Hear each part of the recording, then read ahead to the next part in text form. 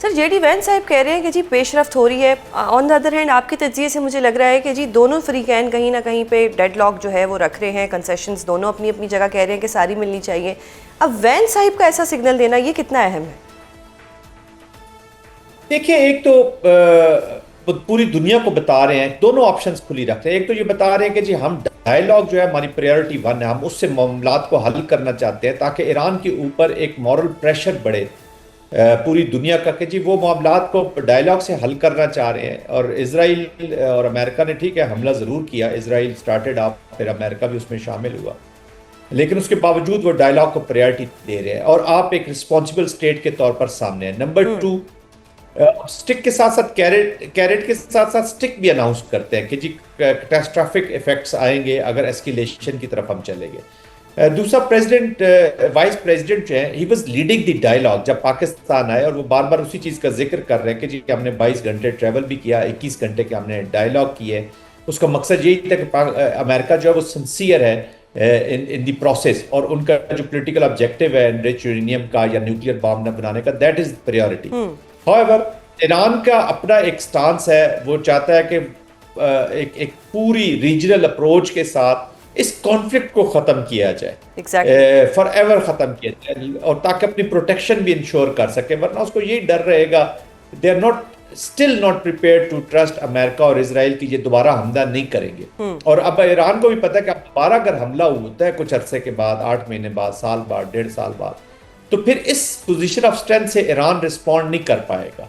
ये भी याद रखिएगा, उसे उन्हें भी पता है कि अभी दिस इज द बेस्ट। उन्होंने choke point, pressure point establish किया इकोनॉमिक फील्ड में बाय चोकिंग हुर्मस, और उन्होंने मिलिट्री प्रेशर पॉइंट एस्टेब्लिश किया है by expanding the war horizontally in the region. जो मिडिल ईस्टर्न कंट्रीज में अमेरिकन इंटरेस्ट के खिलाफ उन्होंने ऑपरेशंस किए हैं, तो उन्होंने वो भी एक प्रेशर डेवलप किया। वो अब इस पूरी सिचुएशन का फायदा उठाना चाह रहा है। पर दोनों एग्जिट स्ट्रेटजी की तरफ जा रहे हैं, लेकिन चूंकि अपनी पोजीशंस नहीं चेंज कर पा रहे, तो वो बड़ा अनक्लियर है। वो जब तक थोड़ी सी पोजीशन में तब्दीली नहीं आएगी, तब तक डायलॉग कामयाब होता हुआ फिर जरा चैलेंजिंग हो जाएगा। अच्छा सर, एस्केलेशन की बात हो रही है। ट्रम्प साहब बार बार कहते हैं, अभी दोबारा भी उन्होंने कह दिया कि अगर ईरान ने डील ना की तो हम दोबारा हमला कर देंगे।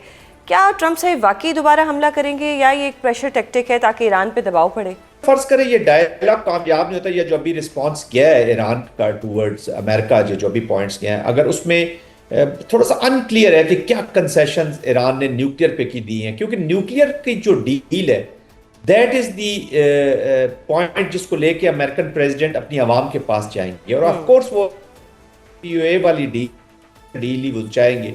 अब वो क्या टाइम पीरियड फिक्स होता है, कितनी देर के लिए वो इनरिच नहीं करेंगे, थर्ड पार्टी को ट्रांसफर होता है या नहीं, और फॉर ईरानियंस वो हुर्मस के ऊपर क्या अचीव करते हैं। वो पूरी कोशिश होगी कि हुर्मस के जो प्रेशर पॉइंट के जरिए वो अपनी इकोनॉमिक और मिलिट्री दोनों जो कंसेशंस हैं उसको हासिल कर सके। इसलिए प्रेसिडेंट पेजेश्कियान की स्टेटमेंट है कि हम अपनी सॉवरेनिटी पे कंप्रोमाइज नहीं करेंगे। इट इज बोथ कि मिलिटरीली भी हम शायद इतना कंप्रोमाइज ना करें, न्यूक्लियर के ऊपर भी वैसा कंप्रोमाइज ना करें जैसे अमेरिका चाहता है, और ऑफ कोर्स अपनी इकोनॉमिक डोमेन भी हम कवर रखेंगे। तो that is a broad statement. बहुत सारी चीजें अनक्लियर है, करना बड़ा मुश्किल हो जाता है जिस वक्त। बिल्कुल सर, चाइनीज प्रेसिडेंट और रशियन प्रेसिडेंट की मुलाकात हुई, इसको ईरान जंग के हवाले से बड़ा अहम समझा जा रहा है। आपका क्या ख्याल है इस हवाले से?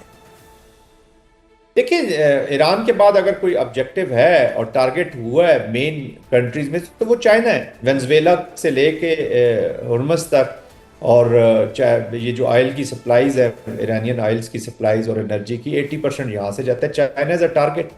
ऑफ कोर्स चाइना और रशिया की जो स्टेटमेंट्स आ रही हैं और अबाउट दी अमेरिकन एप्लीकेशन, नाम तो नहीं लिया उन्होंने, लेकिन उन्होंने इशारतन कहा है कि ये जो गुंडागर्दी है, these are very serious statements, these are very serious statements. तो ये एक इशारा कर रहे हैं कि जी स्ट्रेटेजिक पार्टनरशिप जो रशिया और चाइना की है उसको वो इफेक्टिवली यूज करना चाह रहे हैं, और अमेरिका को वो सब बताना चाह रहे हैं कि जी आप आइसोलेट हो रहे हैं। यूरोप ऑलरेडी आपसे खफा है, ऑलरेडी जो नेटो है वो कहाँ पे खड़ी है, बहुत से ममालिक न्यूट्रल खड़े हैं। वो वाली सपोर्ट जो इराक वॉर में कह लें या जो अफगानिस्तान वॉर में है, वो उनको शायद उस तरह की सपोर्ट हासिल नहीं है, तो उसका भी पूरा फायदा स्ट्रेटेजिक एनवायरनमेंट का उठा रहे हैं चाइना और रशिया। सही।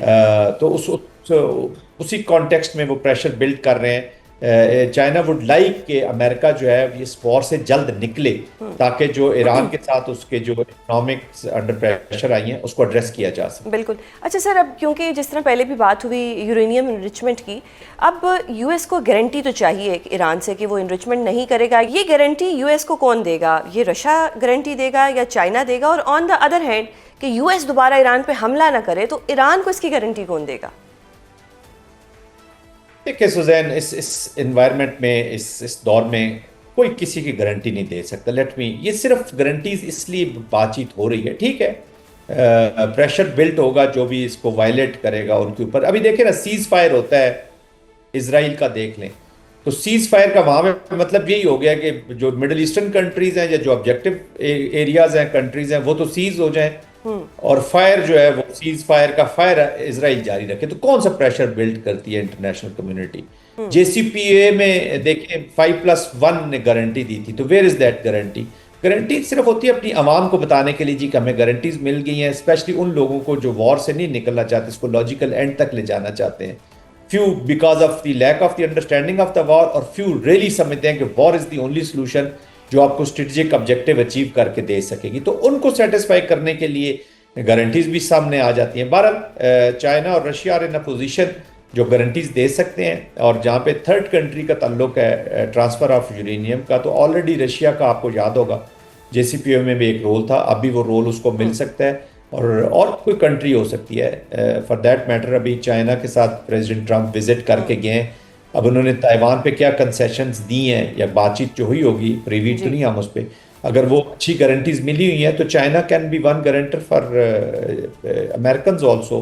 एनरिच यूरेनियम वहाँ पे भी शिफ्ट किया जा सकता है, स्ट्रेटेजिक पार्टनर भी हैं ईरान के, और चाइना भी नहीं चाहेगा कि ईरान जल्दी न्यूक्लियर हो जाए, क्योंकि रीजन के अंदर जो बड़ी न्यूक्लियर पावर्स होती हैं वो नहीं चाहती कि और न्यूक्लियर पावर्स ऐड हो इस वोलेटाइल रीजन के अंदर। अच्छा सर, योर एक्सपर्ट ओपिनियन, आपको क्या नज़र आ रहा है? फॉरकास्ट आप क्या कर रहे हैं कि मजीद डेवलपमेंट हो जाएगी, चीज़ें जो है बेहतरी की तरफ जाएंगी, या स्टेटस को ही चलेगा? देखिए, दोनों निकलना तो चाहते हैं वॉर से, लेकिन एक चीज़ जिसके ऊपर सुजैन हम सब ने नज़र रखनी है वो है द स्पॉइलर, इजराइल।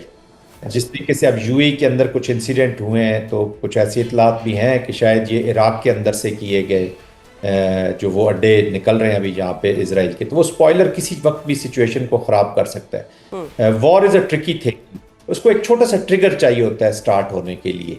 तो अगर इस तरह का कोई ट्रिगर कभी कभी जेन्युइन हो भी जाता है और कभी कभी फॉल्स फ्लैग, ये वो जो बुक्स इन्होंने इसराइल ने, इंडिया ने इकट्ठी लिखी पड़ी हुई हैं, तो उसकी एप्लीकेशन अगर होती है और वॉर दोबारा शुरू हो जाती है तो that is a very very serious situation.